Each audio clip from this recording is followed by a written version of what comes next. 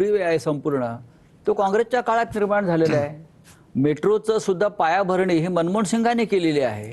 आर्थिक केंद्र मनमोहन सिंग देणार होते मुंबईला, जे यांनी गुजरातला नेलं. तर हे 1,00,000 स्वस्त घर आहेत. तुम्ही घरकाम करणाऱ्या महिलांना 1,500 रुपये देणार आहात. मग ह्या तुमच्या लाडक्या बहिणींचीच योजना आहे. सरकार 1,500 देत आहे, आपण 1,500 देत आहे. पण बहिणीचे लाड आम्ही केले तर तुम्हाला का प्रॉब्लेम आहे? नाही. आणि दुसरं आहे की मोकळ्या आणि मोक्याच्या ज्या जागा आहेत त्या बिल्डरांच्या घशात जाण्यापासून आपण रोखणार, अशी अनेक काम. त्याच्यावरती आता सरकारच्या पक्षाचं फार महत्वाचं म्हणणं आहे. केंद्रामध्ये आमची सत्ता आहे, महाराष्ट्रामध्ये आमची सत्ता आहे, राज्यकर्ते आम्ही आहोत. या योजनांची अंमलबजावणी आम्ही ह्यांना करू देणार नाही. तुम्ही हे आव्हान कसं स्वीकार? आडवे येऊन दाखवा. ही विकास कामं जर माझं आज त्यांना आव्हान आहे, आमच्या या योजनेच्या आडवे येऊन तुम्ही दाखवाच. पण मला एक गोष्ट नाही कळली, जर समजा चांगल्या योजना असतील तर आमच्याकडे केंद्र आहे, आमच्याकडे राज्य, ही कुठची मस्ती? ही मस्तीच आहे ना. ही कुठची मस्ती? जर जसं समजा योजना रासायन- चांगल्या असतील तर मला असं वाटतं त्या मिळून केल्या पाहिजेत. जसं आपलं एक फार महत्वाचं विधान मधल्या काळातलं आहे की भाजपला मोदीची आणि पैशाची मस्ती आली. हो, तर ही दिसते ना. नाही, ईव्हीएम ईव्हीएमची आणि त्यांच्याकडे मोदी आणि ईव्हीएम आहे. EVM आहे. काय आहे हे सगळं? मी म्हटलं ना की हा एक लहानपणी आपण ना तो एक पत्त्यांचा बंगला करायचो असा, हो बरोबर आहे. आणि ह्यांच्याकडे जर समजा बघितलं ना तर तो पत्त्याचा बंगला, पण तो उलटा आहे. त्याच्या खालचे जे पत्ता आहे ना तो नरेंद्र मोदींचा आहे. ज्याच्या जीवावर हे सगळे आता हे बोलतायत ना, हे सगळे हे त्यांच्या जीवावरती बोलतायत. आज लोक जे काही मतदान आज भारतीय जनता पक्षाला होतंय ते नरेंद्र मोदींच्याच फक्त नावावरती, यांच्या कोणाच्या नावावरती होत नाही आहेत. माझं म्हणणं आहे की आज मला त्रास झाला की आमच्या घरी कोणाला त्रास झाला तर आम्ही आज हिंदूच्यामध्ये जाऊ, तिथे जाऊ. इतकी हॉस्पिटल्स आहेत तिथे महानगरपालिकेची. त्या मी मगाशी या विषयावरती येतो, जरा थोडंसं बोलतो. महत्वाचं काय आहे, या सगळ्या गोष्टींचं जर समजा तुम्हाला उत्तर किंवा ह्याचा प्रॉब्लेमचा जर समजा जर्म ज्याला म्हणतो आपण, तो आहे तो म्हणजे अवास्तव येणारे या शहरांमध्ये येणारे लोंढे.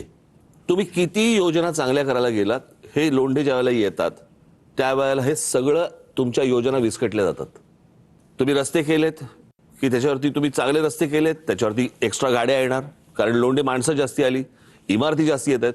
आता साधी गोष्ट आपण लक्षात घेऊया. आपण ज्या प्रकारे आता मुंबईमध्ये किंवा आपल्या सगळ्याच ठिकाणी जी रिडेव्हलपमेंट सुरू आहे, म्हणजे एका इमारतीमध्ये साधारणपणे 20 लोक राहत होते, तिकडे आता 200 माणसं 400 माणसं राहायला आली. बरोबर आहे, जागा तेवढीच आहे.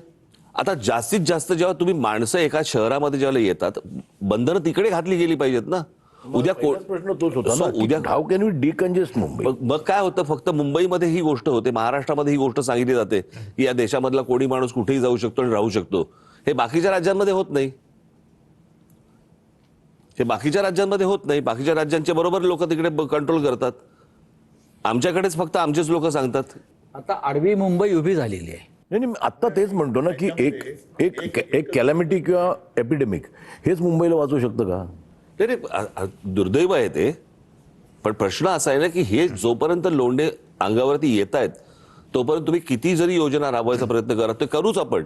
तू मगाशी म्हणालास की बाबा फुटपाथवरती जी लोक, फुटपाथ किती वेळा साफ करा. नाही, जसं मला वाटतं मी पार्किंग लावतो, म्हणजे मला तुमचा हक्क नाही, मला मी पार्किंग लावलं, तुम्ही मला पैसे घ्या. एक मिनिट, आता मला जागा दाखवा. मी आता ह्या गोष्टीला साधारणपणे 4-1 महिने झाले असतील, 4-5 महिने झाले असतील, मी मुख्यमंत्र्यांना भेटलो होतो एक योजना घेऊन. ही वाहतुकीची वाचली होती. ती पार्किंगची योजना होती आणि इतकी सिंपल योजना आहे ती, ज्याच्यामध्ये मी त्यांना सांगितलं होतं की काही महत्वाचे मोक्याचे मैदानं काढा.